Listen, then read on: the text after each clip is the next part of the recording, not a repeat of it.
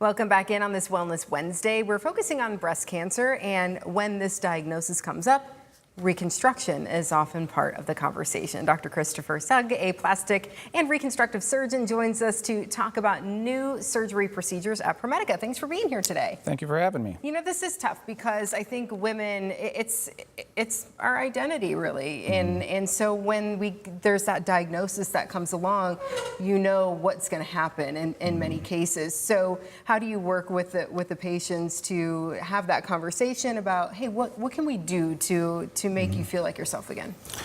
I think that's a very important point. A lot of the, breast reconstruction in general, we're talking about areas of the body that are very personal, very intimate, and a lot of the times there's kind of the fear of the unknown and what that process is going to be like. And so when we meet patients, it's really about sort of understanding what their goals are. Sure.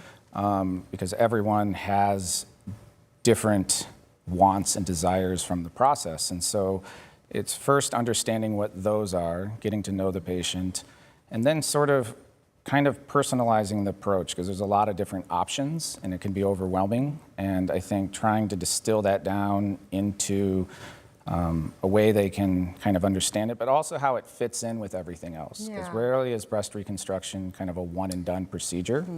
And we often get to know patients for many years and follow them along. And so I think it starts with really sort of understanding, because it's different per patient, what the patient wants, and then kind of moving on from there. Yeah, and getting to that goal at the end of it. So you have something called a deep flap procedure. Did I say that right? Yeah. That is correct. Yes. DEEP, spelled D-I-E-P.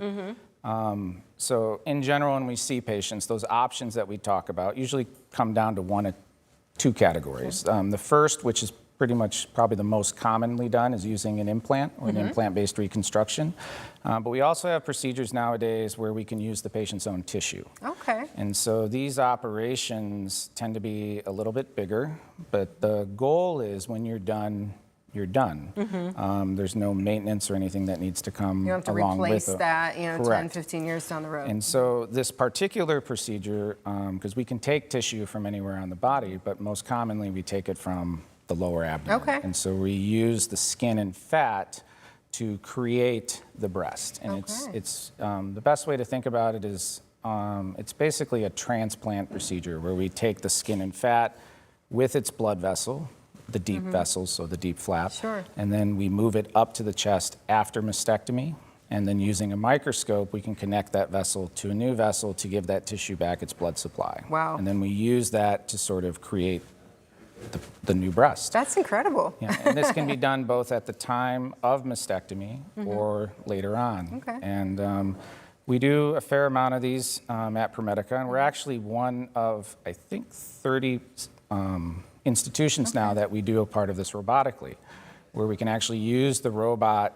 to help us harvest those vessels so that we minimize the incisions we make down below, leading to faster patient recovery, less pain. Looks better, maybe. Right. Yeah. Okay. Wow. So we've really come a long way. There's something else that you tend to treat breast cancer patients for, and that is lymphedema. So talk a little bit about what that is, but also what you're able to, a new treatment for this. Yeah. Lymphedema is it's probably one of the things that, and rightfully so, a lot of patients worry about. So the lymphatic system is the system that removes fluid from your extremity that is not blood. And when that gets disrupted through treatment for breast cancer, such as removing lymph nodes or radiation, you can have, just like a plumbing system, that fluid back up.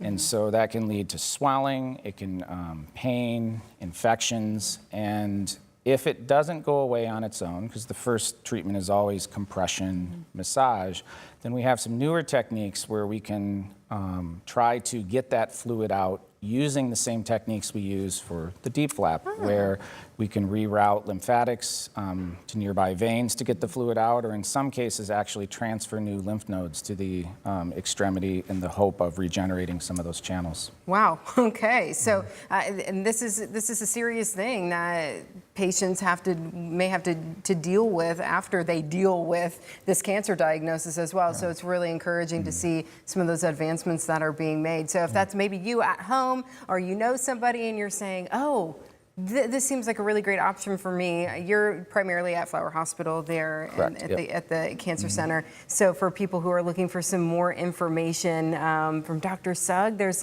information there on your screen. And hopefully, yeah, we see even more advancements in the future. Yeah. I'm sure we will. Thanks for being here today. Well, thank you for having me. Appreciate it, yeah.